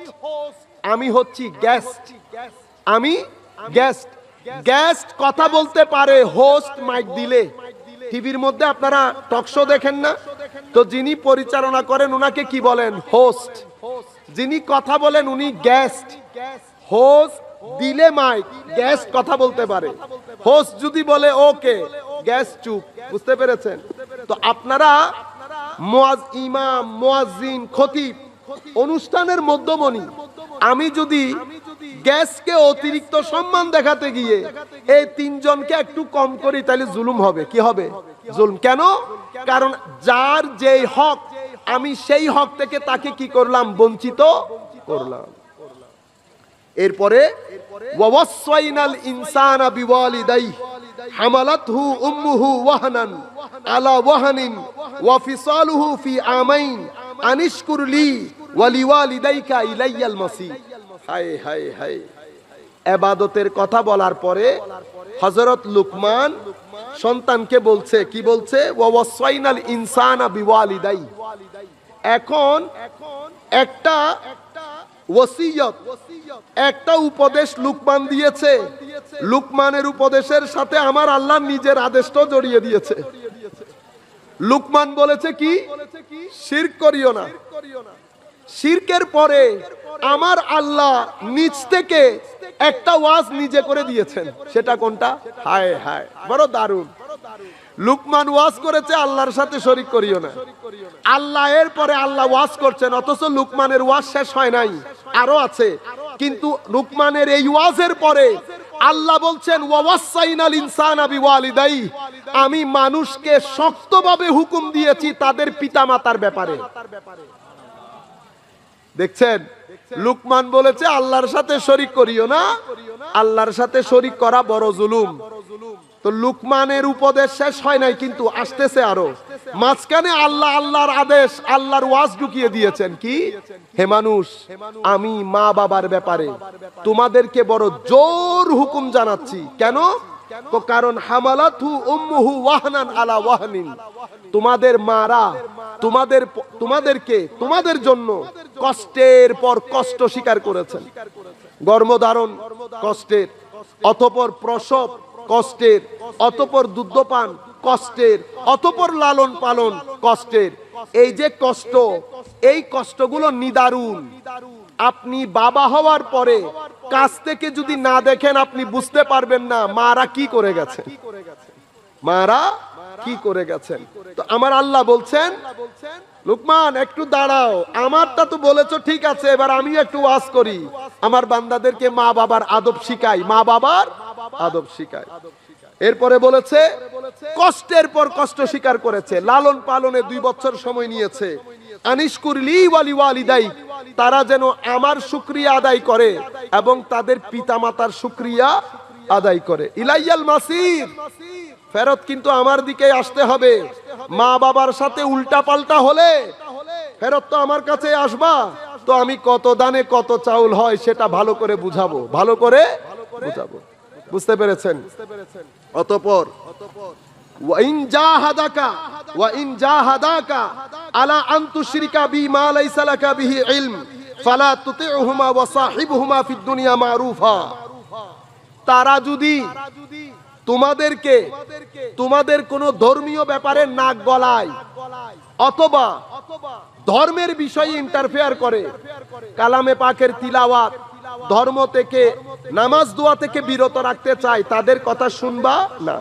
তবে শুনবা না ঠিক, ওয়াসাহিবহুমা ফিদ দুনিয়া মারুফা, তাদের সাথে দুনিয়ার জমিনে ভালো ব্যবহার করবা, ভালো ব্যবহার, তবুও অভদ্র আচরণ করবা না। কেন? ওয়াত্তাবি সাবিলা মান আনাবা ইলাইয়া মারজিউকুম ফাউনাব্বিউকুম বিমা কুনতুম তা'মালুন। অতঃপর তোমরা আমার যারা রাস্তা অনুসরণ করে, নবী, সিদ্দিক, শহীদ, সালেহ, আমার ওলি, আমার নেককার বান্দা, উলামায়ে রব্বানি, তাদের তরিকত অনুসরণ করবা, তাদের তরিকত, তাদের রাস্তা অনুসরণ করবা। তোমাদেরকে আমার কাছে ফেরত আসতে হবে। ফেরত আসার পরে কি করে এসেছো আমি একদিন, এক এক মিনিট, এক এক সেকেন্ড করে তোমাকে পড়ে পড়ে শোনাবো তুমি কি করে আসছো। তুমি কি করে আসছো? সম্মানিত উপস্থিতি, এই ঘটনাটা ঘটেছে হযরত সাদ রাদিয়াল্লাহু তাআলা আনহু। হযরত সাদ নামে রাসূল করিম সাল্লাল্লাহু আলাইহি ওয়াসাল্লামের একজন সাহাবী ছিলেন, হযরতে সাদ বিন মালিক আল আনসারী রাদিয়াল্লাহু তাআলা আনহু। উনি ইসলাম কবুলের পরে উনার মা খাওয়া দাওয়া বন্ধ করে দিয়েছেন, খাওয়া দাওয়া বন্ধ করে। উনি বলছেন, সাদ, শুনেছি তুমি নাকি ইসলাম কবুল করেছো, মুহাম্মদ সাল্লাল্লাহু আলাইহি ওয়াসাল্লাম তার ধর্ম গ্রহণ করেছো, কথা কি ঠিক? হযরত সাদ বিন মালিক বলছে, হ্যাঁ ঠিক, আমি ইসলাম কবুল করেছি। তখন উনি বললেন, সাদ, এই ধর্ম যদি ত্যাগ না করো তো আমি ওয়াদা করছি আজকে থেকে আমি না কোনো খাওয়া গ্রহণ করব, না পানি পান করব। হযরত সাদ বিন মালিক আল আনসারী রাদিয়াল্লাহু তাআলা আনহু বলছেন, আমি এক মুসিবতে পড়ে গেলাম, খাবেনও না পানও করবে না, 2 দিন অতিবাহিত হয়ে গেছে। আমি যখন দেখলাম উনি উনার ওয়াদার উপর ইস্তেকামত, একেবারে মানে হয় না ঘাট বেঁধে নামা, আমিও আমার মাকে ডেকে বলেছি, মা, বাজারে মুহাম্মাদির মধ্যে সাদ নিজেকে বিক্রি করে দিয়েছে। রাসূল পাকের বাগানে বাজারে সাদ নিজেকে বিক্রি করে দিয়েছে। আম্মা, তুমি না, তোমার মতো যদি আরো 100 জন মা হয়, প্রত্যেক মা যদি না খেয়ে একজনের পর একজন মারা যেতে থাকেন, আমি সাদ মুহাম্মদুর রাসূলুল্লাহর দিন ছাড়বো না সাল্লাল্লাহু আলাইহি ওয়াসাল্লাম। হযরত সাদ বিন মালিক বললেন, আমার মা বুঝতে পেরেছেন যে আমার মা যেরকম ঘাট বেঁধে নেমেছে, আমি আমার মায়ের চেয়ে আরো 100 মাইল এগিয়ে আছি। আমিও সব জানিয়ে দিয়েছি, মা, আপনি নয়, আপনার মতো আরো 100 জন মা যদি না খেয়ে মারা যান একজনের পর একজন, আমি যেই দিন গ্রহণ করেছি, যেই বাজারে নিজেকে বিক্রি করেছি, সেটা আমি আর ফেরত নেব না। সেই কারণে আল্লাহ কোরআনের আয়াত নাজিল করেছেন, সাদ, মায়ের কথা শুনিও না, কিন্তু মায়ের সাথে দুর্ব্যবহার করিও। কেমন ধর্ম দেখেন, ও মুসলিম, আমি ধর্ম পরিবর্তন করেছি, এরপরেও বলছে খবরদার, মার সাথে, তোমার মা নন মুসলিম হোক নন মুসলিম, তোমার মার সাথে তুমি অসৎ আচরণ করতে পারবা না। আমি এখানে আপনাদেরকে একটা সুন্দর হাদিস শুনাই। এই হাদিস বুখারী শরীফের মধ্যে, মুসলিম শরীফের মধ্যে বর্ণিত হয়েছে, বুখারী এবং অনেক জায়গার মধ্যে এসেছে, বিখ্যাত হাদিস। হযরতে জুরাইজ রাদিয়াল্লাহু তাআলা আনহুর, কয়েকবার দরুদে পাক পড়ি, সালাতুন ইয়া রাসূলুল্লাহ আলাইকুম, সালামুন ইয়া হাবিবাল্লাহ আলাইকুম। হযরতে আবু হুরায়রা রাদিয়াল্লাহু তাআলা আনহু বর্ণনা করছেন, খুব দারুণ হাদিস, আপনাদের ভালো লাগবে শুনতে। হুজুরে করিম সাল্লাল্লাহু আলাইহি ওয়াসাল্লাম ইরশাদ করছেন, লাম ইয়াতাকাল্লাম ফিল মাহদি ইল্লা সালাসা। আরবিটা আমি পড়বো না সময় বাঁচানোর জন্য। হুজুরে করিম সাল্লাল্লাহু আলাইহি ওয়াসাল্লাম বলছেন, দোলনার মধ্যে 3টা শিশু কথা বলেছে। কয়টা শিশু? 3টা। একজন হযরতে ঈসা আলাইহিস সালাতু ওয়াস সালাম, কোথায়? দোলনায়। এখন হয়েছে যখন দোলনাতে ঈসা আলাইহিস সালামকে নিয়ে হযরতে মরিয়ম নিজ গ্রামে ফিরেছেন, মানুষ ছেই থুতু ছি করতে লাগলো। মানুষ বলতে লাগলো, মরিয়ম, এটা কি কাজ করলা? কারণ আমরা জানি হযরত মরিয়ম আলাইহিস সালাম শাদী করেন নাই। আপনি চিন্তা করতে পারবেন কি অতিবাহিত হয়েছে হযরত মরিয়মের উপর। পুরা গ্রাম ছি করছে। আল্লাহ রাব্বুল আলামিন মরিয়মকে বলেছেন, এলহাম করে, মরিয়ম, যারাই আসে, যারাই জিজ্ঞেস করবে, ইশারা করবে, সে কে তাকে জিজ্ঞেস করো। হযরত ঈসা আলাইহিস সালাম যখন সবাই জমা হয়ে গেছে, এক জায়গায় একত্রিত হয়েছে, সবাই বলতে লাগলো, ছি। হযরতে ঈসা আলাইহিস সালাম ওই দুলনা থেকে কথা বলে উঠেছেন, খবরদার, আমি শিশু, আলবত শিশু বটে, তবে আমি আল্লাহর নবী, আমি আল্লাহর নবী, আল্লাহ আমাকে প্রেরণ করেছেন, খবরদার। এই কথা বলার পরে সবার মুখে তালা লেগে গেছে না, এটাকে মুজিজা বলে। কি বলে? মুজিজা। কেউ কিছু বলতে পারছে? কারণ যাই বলছেন জবাব দিচ্ছে, যাই বলছেন জবাব দিচ্ছে, লজ্জার মারেও তার কেউ কথা বলে না। তো বলে যে হযরত ঈসা আলাইহিস সালাম দুলনার মধ্যে কথা বলেছে। অতঃপর বনী ইসরাইলের এক ব্যক্তি, তার নাম জুরাইজ, তার নাম জুরাইজ, এই জুরাইজের মাধ্যমে কোলের শিশু কথা বলেছে। এখন জুরাইজকে, জুরাইজ বনী ইসরাইলের আল্লাহর এক ওলির নাম। কিসের নাম? ওলির নাম উব্বাদ। উনি এক খানেকার মধ্যে, কিসের মধ্যে? খানেকা। এটাকে আরবির মধ্যে সাওমা বলি, সাদ ওয়াও মিম আইন তা, সাওমা। হাদিসে পাকের ভাষা হচ্ছে ইউকালু লাহু জুরাইজ কানা ইউসাল্লি জাআতহু উম্মুহু ফাদাআতহু। উনি ওনার খানেকার মধ্যে নামাজ পড়ছেন, দিন সারা দিন ইবাদতের মধ্যে থাকতেন। খানেকার মধ্যে, হুজরার মধ্যে, খানেকার মধ্যে সারা দিন ইবাদতের মধ্যে থাকতেন। তো একদিন দিনের বেলায় ইবাদত করছেন, করতে দাঁড়াচ্ছেন, ওনার মা আসলেন। মা ডাকছে জুরাইজ, জুরাইজ। উনি চিন্তা করলেন মার ডাকে সাড়া দেব না ইবাদতে লেগে যাব। হায় হায় হায়, মার ডাকে সাড়া দেন নাই, নামাজে দাঁড়িয়ে গেছেন, নামাজে দাঁড়িয়ে গেছেন। নামাজে যখন দাঁড়িয়ে গেছেন, ফাকালাত, মার মাথা খারাপ হয়ে গেছে না? আমি ডাকছি তুমি, আমি জানি তুমি ভিতরে আছো, কিন্তু তুমি কোনো জবাব দিচ্ছ না। আল্লাহর ওলি, আল্লাহর ওলি খানেকার মধ্যে সারাদিন ইবাদতে থাকতেন, একদিকে ওলি, একদিকে মা। আমি এই কথাগুলো বলে যাচ্ছি, আপনারা খুব মন দিয়ে শুনবেন, ভালো লাগবে।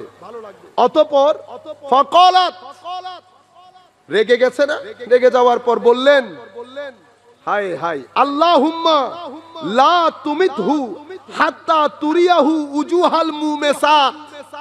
মাওলা, আমার এই ছেলেকে তুমি মৃত্যু দিও না যতক্ষণ পর্যন্ত সে কোনো খারাপ মহিলার চেহারা না দেখে। খারাপ মহিলা মানে আপনারা বুঝতে পেরেছেন। মায়ের দোয়া দেখেন, রেগে গেছে আর কি। আমি হাদিস নিয়ে যখন চিন্তা করছিলাম, আমার মনে হচ্ছিল আসলে ঘটনা ছিল এরকম। আমরা অনেকটা এরকম না, মানে সারা দিন দিনের বেলায় পড়ি, রাতের বেলায় প্রোগ্রামে বের হয়ে যায়। আত্মীয় স্বজন, পাড়া প্রতিবেশী, ঘর সন্তান, কেউ কেউ দেখে, কেউ দেখে না। মানুষ এক সময় বিরক্ত এসে যায়, কিন্তু আমরা তো জানি আমরা কি করছি, আমরা জানি আমরা কি করছি। তো আমি চিন্তা করছিলাম হযরত জুরাইজের উপর মায়ের তো রেগে তেলে বেগুনে কেন জ্বলে আছে। নিশ্চয়ই ওই সারাদিন ইবাদতের মধ্যে লেগে থাকতেন। ঘরের মধ্যে কত কিছুর দরকার হয়, লাকড়ির দরকার হচ্ছে, চুলার দরকার হচ্ছে, খাদ্যের দরকার হচ্ছে। জুরাইজ কই? ওই জুরাইজ ইবাদতে। জুরাইজ কই? জুরাইজ জিকিরে ইলাহি, আল্লাহর জিকির, আল্লাহর ইবাদত। মা তো বিরক্ত হয়ে গেছে না? আমার মনে হচ্ছে সেই দিন ঘরের মধ্যে হয়তো খাওয়া দাওয়া ছিল না। বেচারি এসেছে জুরাইজকে ডাকতে, জুরাইজ, জুরাইজ। ভিতরে জুরাইজের কোনো আওয়াজ নাই। তখন উনি বলছেন, মাওলা, এই ছেলের মৃত্যু দিও না যতক্ষণ পর্যন্ত সে কোনো খারাপ মেয়ের সাথে লেগে তার বদনাম না হয়, সে অপমানিত লাঞ্ছিত না হয়, ততক্ষণ পর্যন্ত তার মৃত্যু দিও না। একদিকে মার দোয়া, আর একদিকে আল্লাহর ওলির ইবাদত।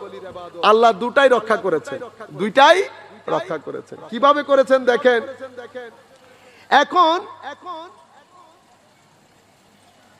ওয়াকানা জুরাইজ ফি সাওমাতিহি, জুরাইজ একদিন খানেকার মধ্যে ছিলেন রাত্রবেলা। আশেপাশে এক মহিলা ছিল, তাকে সমাজের কেউ পুশ করেছে। সুন্দরী ছিল। হযরত জুরাইজ রাদিয়াল্লাহু তাআলা আনহুকে কি করতে? ট্র্যাপে ফেলতে। থাকে না এলাকার মধ্যে অনেকেই, আমাদের সাথে মোবাইলের মধ্যে ঘটনা একই, ঘটনা একই। আমি আপনাদেরকে একটা কাহিনী শোনাই। হায় হায় হায়, আমার এখান থেকে একটা ফোন গেছে। আমি গত 2 বছর আগে 1 নং সাইড মসজিদে প্রোগ্রাম করেছি। প্রোগ্রামের পরের দিন রাত্রে বেলা প্রায় 2টার দিকে আমার কাছে একটা ফোন এসেছে। ফোন আসার পর আমি বুঝতে পেরেছি সামথিং রং, সামথিং। আমি শুধু উনাকে বলেছি আপনি একটু দাঁড়ান, আমার এই ফোনের সাথে আমার থানার সংশ্লিষ্ট, থানা আমার ফোনকে মনিটর করে। আসলে কি তাই? ঘটনা তো এরকম না। আমি এমনিতে বললাম, সাথে সাথে ফোনও চলে গেছে। আজ পর্যন্ত আর দ্বিতীয়বার এই ঘটনা ঘটে নাই। আপনারা বুঝতে পেরেছেন? ঘটনা এক ধরনের, এলাকার মধ্যে সবাই মিলে ওই মহিলাকে পুশ করেছে। মহিলা খারাপ ছিল, এলাকার মধ্যে সবাই জানতো। সেই রাতে হযরত জুরাইজ রাদিয়াল্লাহু তাআলা আনহুর দরবারে এসেছে জুরাইজকে ট্র্যাপে ফেলার জন্য। যার পর নাই চেষ্টা করেছে হযরত জুরাইজকে ট্র্যাপে ফেলার জন্য। সে আলেম জরুর দেখেছে, সে ওলি দেখে নাই, সে ওলি দেখে নাই। আল্লাহ যখন কাউকে বেলায়েত দান করেন তখন ওই ব্যক্তি কুরবতে ইলাহি নসিব হয়। কি নসিব হয়? কুরবতে ইলাহি।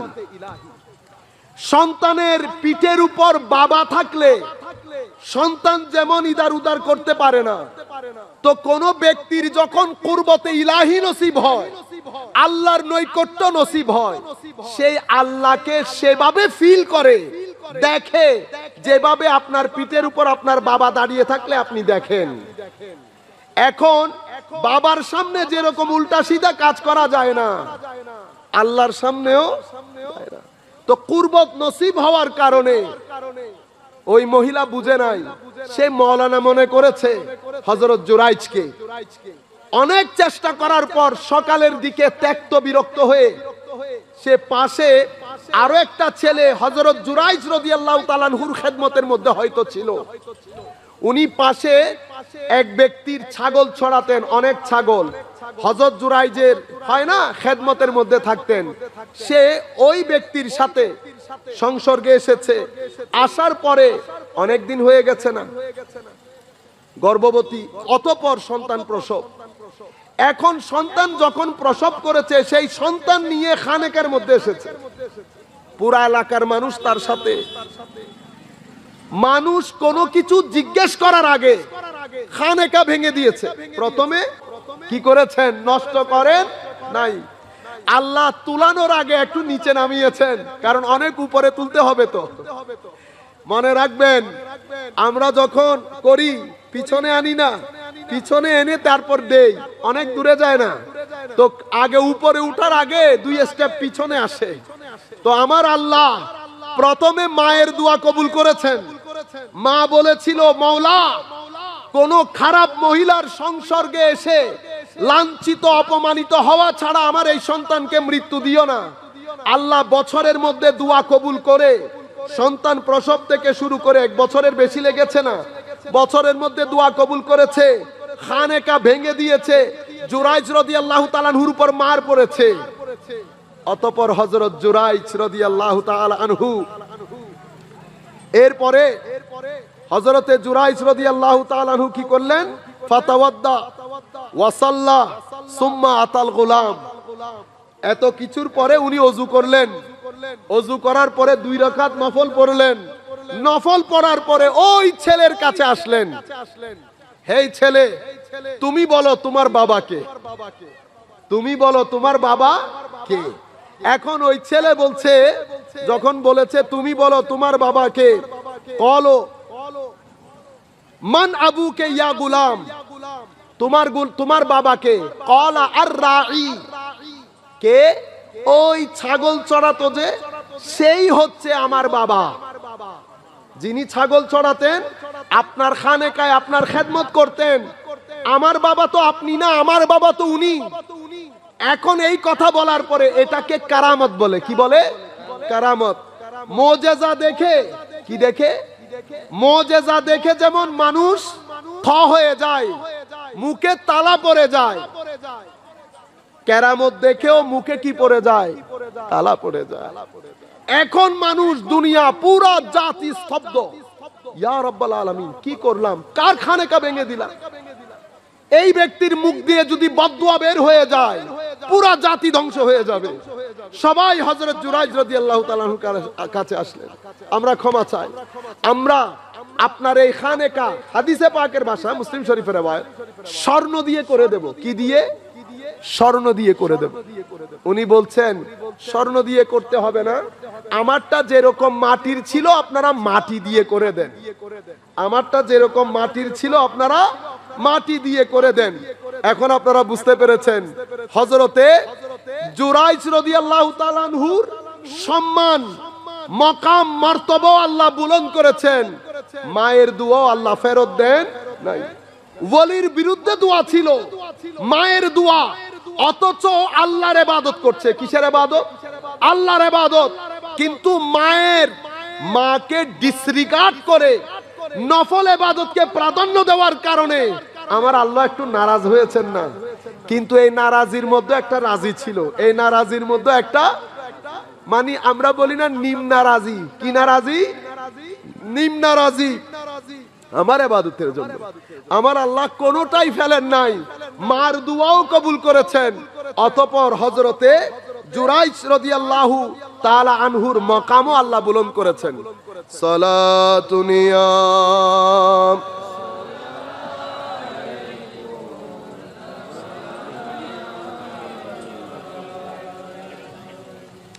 परी पे करनिगारे सरूक दे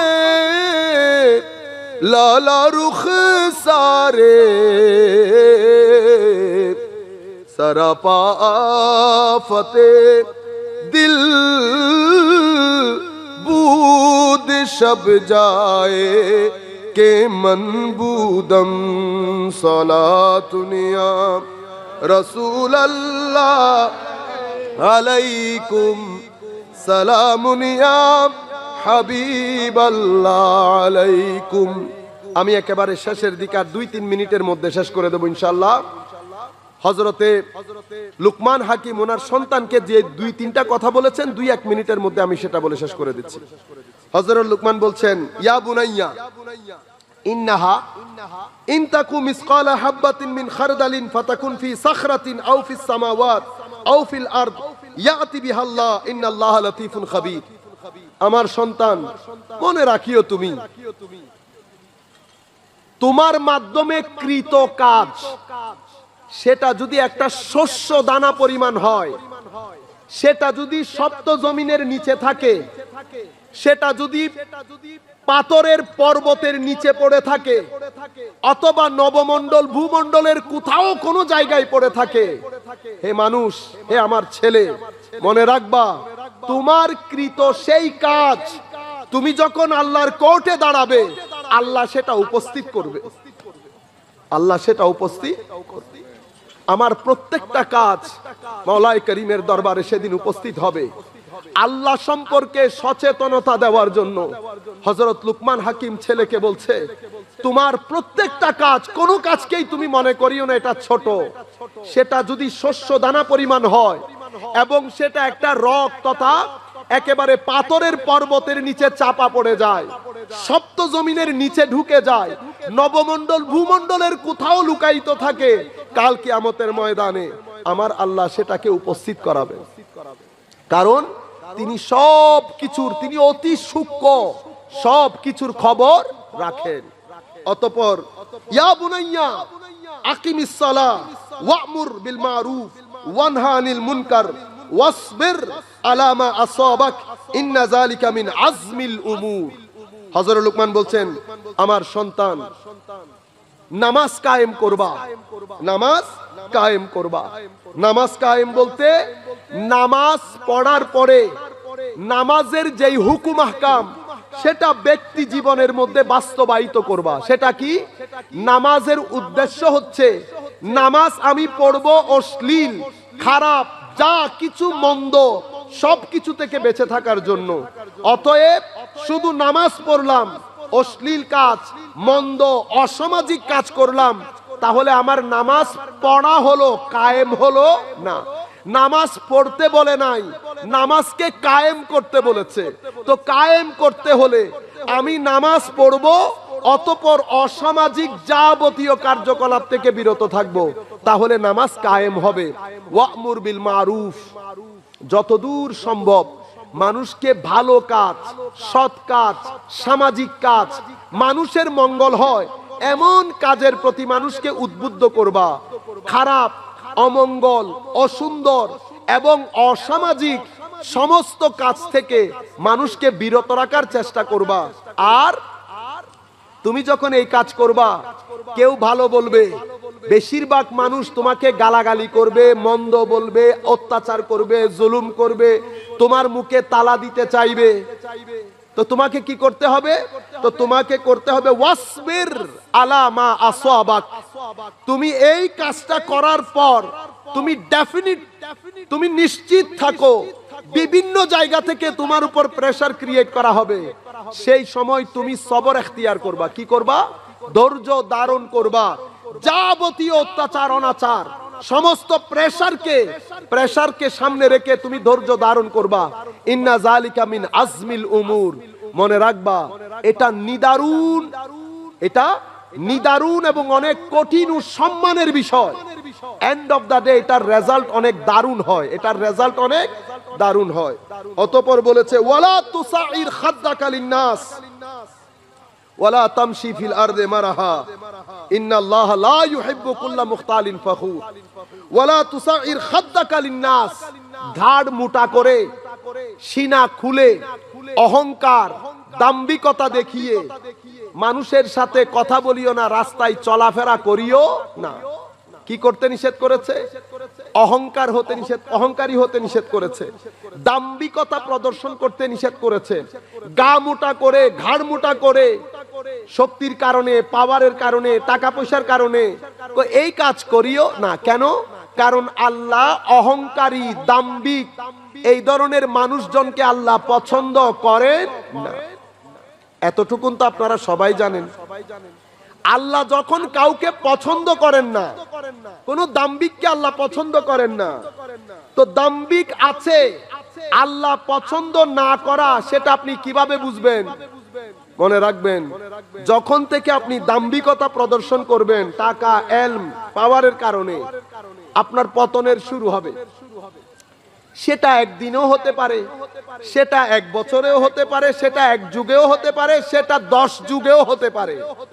কিন্তু সময় যদি বেশি যায় তো মনে করবেন আল্লাহ তুলে যে ফেলবেন, মানুষ নিশানাও খুঁজে পাবে না।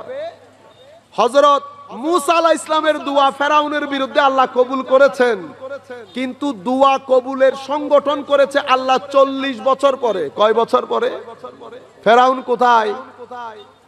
প্রথমে নীল নদীতে, অতঃপর সেখান থেকে তুলে মিশরের পিরামিড থেকে জাদুঘরে, আজকের যুগ পর্যন্ত মানুষ পৃথিবীর প্রত্যন্ত অঞ্চল থেকে গিয়ে থুতু নিক্ষেপ করে। কি নিক্ষেপ করে? থুতু।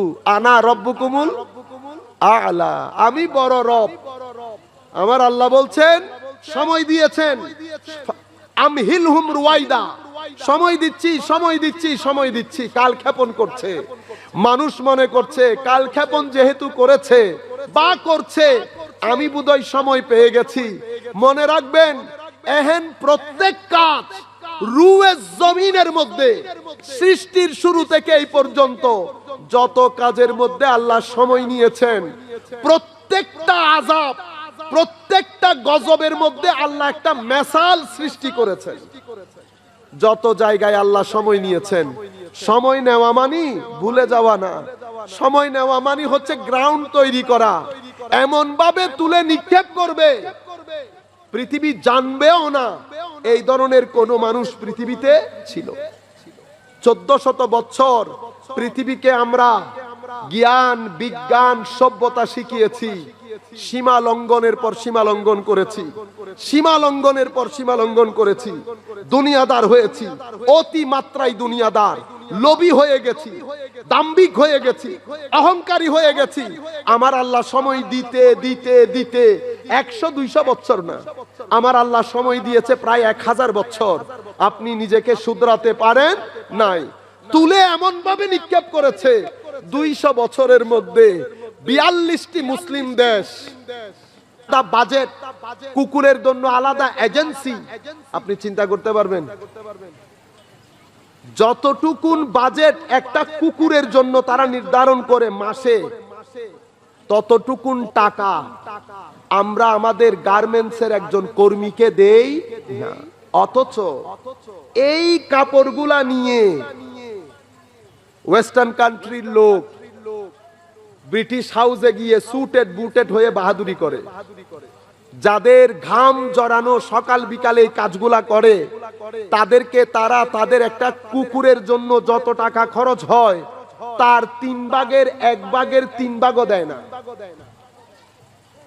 পৃথিবীর টোটাল টাকা পয়সার মধ্যে আমাদের টাকা পয়সার পরিমাণ 14%ও না। মানে 100 টাকার মধ্যে 14 টাকাও আমাদের মুসলমানদের না। পৃথিবীর মধ্যে শিক্ষার হারের মধ্যে আমাদের শিক্ষার হার 15 to 20%, আমি যদি ভুল না করি, এরকম নিচে নেমেছি। অথচ পুরা পৃথিবীকে সভ্যতা আমরা শিখিয়েছি। কিন্তু আল্লাহ সময় নিয়েছেন 1-2 বছর না, 1000 বছর সময় নিয়েছেন। সমস্ত আহলে বাইতে রাসূলকে আমরা হত্যা করেছি, সমস্ত আহলে বাইতে রাসূলকে। ইমাম হুসাইন রাদিয়াল্লাহু তাআলা আনহুর মাধ্যমে শুরু, কি উমাইয়া কি আব্বাসিয়া, প্রত্যেকটা সময় আহলে বাইতে রাসূলকে জবাই করেছি। সময় দিতে দিতে দিতে দিতে আল্লাহ 1000 বছর সময় দিয়েছে। সাহাবায়ে কেরামের শানে বেয়াদবি শুরু করেছে, সাহাবায়ে কেরামের শানে বেয়াদবি শুরু করেছে। আবু বকর, উমর, উসমান গনি রাদিয়াল্লাহু তাআলা আনহুম জামিআন শানে বেয়াদবি করছি। আয়েশা সিদ্দিকা রাদিয়াল্লাহু তাআলা আনহার শানে বেয়াদবি শুরু করেছি। আল্লাহ সময় দিয়েছেন 100 বছর, 200 বছর, 1000 বছর সময় দিয়েছেন। অতঃপর নিয়ে আজকের অবস্থা দেখেন, আজকের অবস্থা 3 মহাদেশ পৃথিবী কাঁপতো এই মুসলমানের কথা শুনে। আজকে বুঝার কোনো উপায় আছে? ছেলেদেরকে যদি আপনি বুঝান তারা বিশ্বাস করবে? করবে না। আমি আপনাদেরকে কি হযরত লুকমান আলাইহিস সালাম কি বলেছেন? খবরদার অহংকার দাম্ভিকতা দেখাইও। এরপরে আখেরি কথা, ওয়াকসিদ ফি মাশিক ওয়াগদুদ মিন সাউতিক ইন্না আনকারাল আসওয়াত লা সাউতুল হামিদ। তোমার চলা চরিত্রের মধ্যে মডারেশন রাখবা, ভদ্রতা রাখবা, নম্রতা রাখবা। কর্কশ আওয়াজ, উচ্চ আওয়াজ, চিল্লাইয়া কথা বলিও না। অতিমাত্রায় চিল্লানি দেয়, খারাপ আওয়াজ, গাধার, তুমি তো গাধা না, তুমি তো মানুষ। এই কথাগুলা লুকমান আলাইহিস সালাম তার সন্তানকে বলেছেন। লুকমানের এই ওয়াজ পবিত্র কোরআনে আল্লাহ ওয়াজ হিসেবে নিয়ে কোরআনের মধ্যে দিয়েছেন। কেন দিয়েছেন? আমাদের জন্য, আমাদের কাজে আমরাও আসেন, আমরা আজকে থেকে আমরা কিছু কাজ করি। টাকা থাকুক না থাকুক, পয়সা থাকুক না থাকুক, কারো কম কারো বেশি, কারো মাধ্যম, ঘরের মধ্যে শান্তি প্রতিষ্ঠা করার জন্য টাকা লাগে না। আপনারা হয়তো মনে করবেন টাকা বেশি থাকলে শান্তি বেশি। এটা ভুল কথা, ভুল না, শুধু একেবারেই ভুল। কেমন ভুল? রাতকে দিন বলার মতো ভুল, সোমবারকে মঙ্গলবার মরার মতো ভুল, রমজানের মাসকে শাওয়ালের মাস বলার মতো ভুল, জানুয়ারি মাসকে ফেব্রুয়ারি মাস বলার মতো ভুল। বুঝতে পেরেছেন কি পরিমাণ ভুল? টাকার সাথে সুখের কোনো সম্পর্ক নাই। টাকা এক জিনিস, সুখ এক জিনিস। সুখ এখানে থাকে, এখানে। সুখের জন্য টাকা কম হোক, আমরা ঘরের মধ্যে গালিগালাজ করব না। বউয়ের সাথে কথাই কথাই রেগে তুই তুকারি করে মার দাঙ্গা হাঙ্গামার পরিবেশ সৃষ্টি করব না। এগুলার জন্য কি এটার সাথে টাকা কম বেশির কোনো সম্পর্ক আছে? নাই। আপনি কি করবেন? আপনি যদি চান আপনার ঘর পরিবর্তন করবেন, আপনি এই লুকমান আলাইহিস সালামের কথাগুলো মাথায় রাখবেন। ঘরের মধ্যে আমরা একটা সুন্দর পরিবেশ সৃষ্টি করব। আমার টাকা কম, টাকা কম, অসুবিধা কি? ঘরের মধ্যে সুন্দর পরিবেশ সৃষ্টি করতে হলে আপনি যদি চান আপনার ভবিষ্যৎ প্রজন্ম ভালো মানুষ হোক, তো কিভাবে করবেন? আপনার আশেপাশে ভালো মানুষ নাই? আছে। মসজিদের মধ্যে যখন আসেন ভালো মানুষ দেখছেন না? দেখছেন। তাদের মতো করে সন্তানকে বড় করেন। ঘরের মধ্যে গালি দিব না, বউয়ের সাথে উচ্চ আওয়াজে কথা বলে তুই তুকারি আমরা করব না।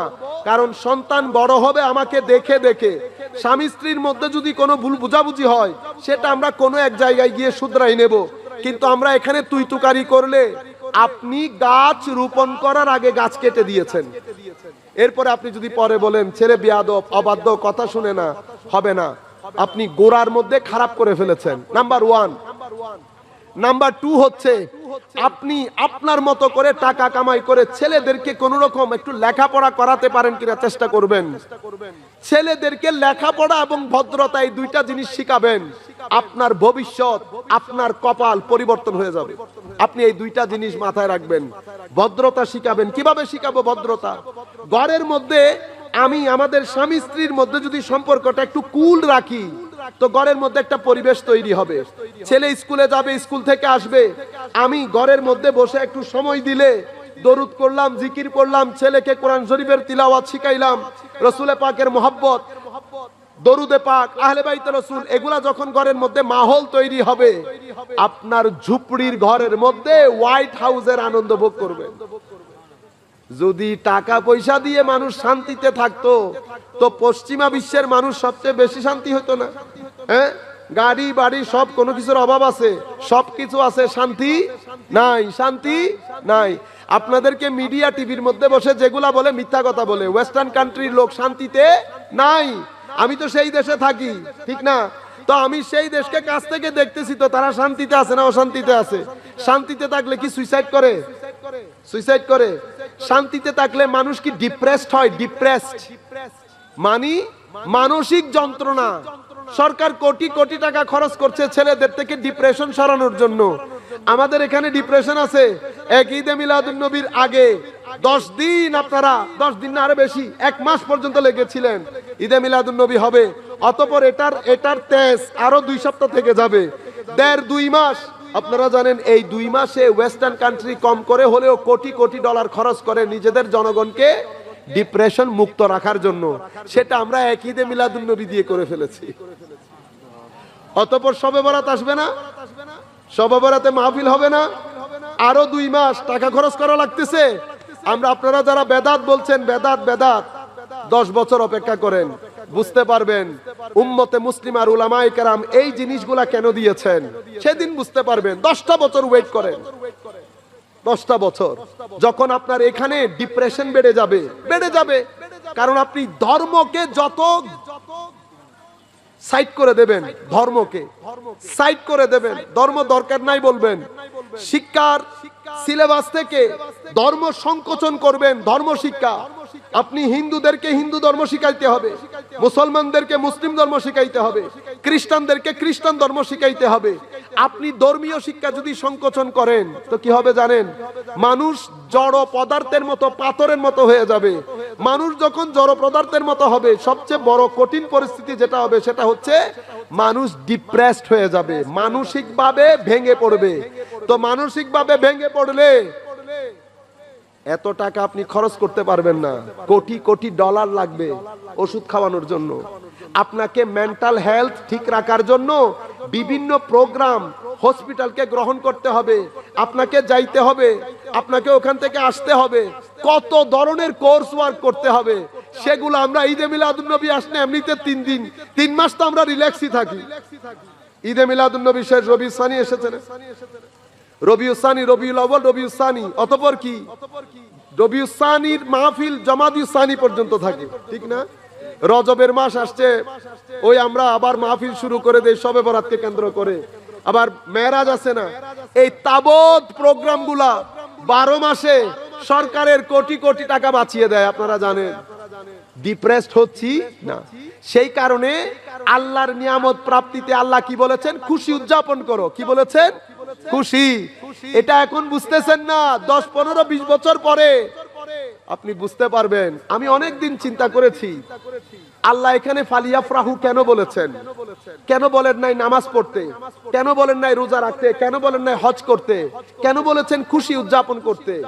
আমি যখন ডিপ্রেশন পড়েছি পুলিশে চাকরি করার সময়, ডিপ্রেশন ওয়েস্টার্ন কান্ট্রির পুরো ব্যাকগ্রাউন্ড পড়েছি, তখন আমার বুঝে এসেছে হায় খোদা মালিক, তোমার দরবারে লাখ সাজদা, তোমার হুকুম বুঝার প্রত্যেক যুগের মানুষ তাদের যুগ অনুযায়ী বুঝতে পারছে, আমরা আমাদের যুগ অনুযায়ী বুঝতে পারছি।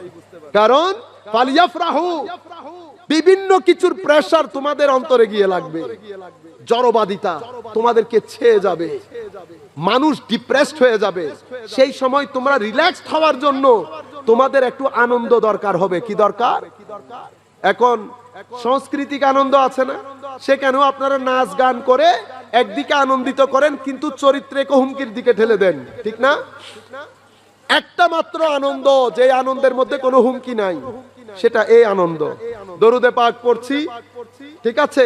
আর মাহফিল গুলার মধ্যে যেহেতু আনন্দের জন্য আসছি, আপনারা দয়া করে যারা আয়োজক কমিটি আছেন, আপনারা ভবিষ্যতে যখন আমাদেরকে বলবেন, ডাকবেন, আপনারা বলে দেবেন নির্দিষ্ট বিষয়ে যেন কথা বলি, নাম্বার 1। নাম্বার 2, অহেতুক গালা গালি, ফতোয়া, সমালোচনা, বিরূপ কথাবার্তা যেন না বলি। কেন? তাইলে তো টেনশন কমানোর জন্য এনেছেন, উল্টা আমি যদি আরো উপর থেকে টেনশন ঢেলে যায়, তাহলে তো হওয়ার চেয়ে না হওয়াই ভালো ছিল, ঠিক না? আমরা এই কাজ করব না। ভবিষ্যতে আয়োজক আপনারা এই কাজ করবেন, যাকেই ডাকবেন নির্দিষ্ট বিষয়ে কথা বলবে, অহেতুক কথা বলবে না, কাউকে সমালোচনা করে বিরূপ কোনো কথা বলতে পারবে না। কাউকে কোনো কিছু বলতে হলে, দ্বিমত পোষণ করলে একাডেমিকলি যেরকম আমরা বলি, শ্রদ্ধার সাথে দ্বিমত পোষণ করছি। বুঝতে পেরেছেন? এই আন্দাজে হলে তাহলে মাহফিল সফল হবে, আপনারা রিল্যাক্সড হবেন। আশা করি আপনারা বুঝতে পেরেছেন। আমি আর দীর্ঘায়িত করছি না। আপনাদের সকলকে আন্তরিক মুবারকবাদ, ধন্যবাদ জানিয়ে, বিশেষ করে আয়োজক কমিটি যারা আমাকে সুযোগ করে দিয়েছেন, সবার প্রতি আবারও সশ্রদ্ধ সালাম রেখে আমি আমার আজকের আলোচনা এখানে শেষ করছি। ওয়া আখির দাওয়ানা আলহামদুলিল্লাহি রাব্বিল আলামিন।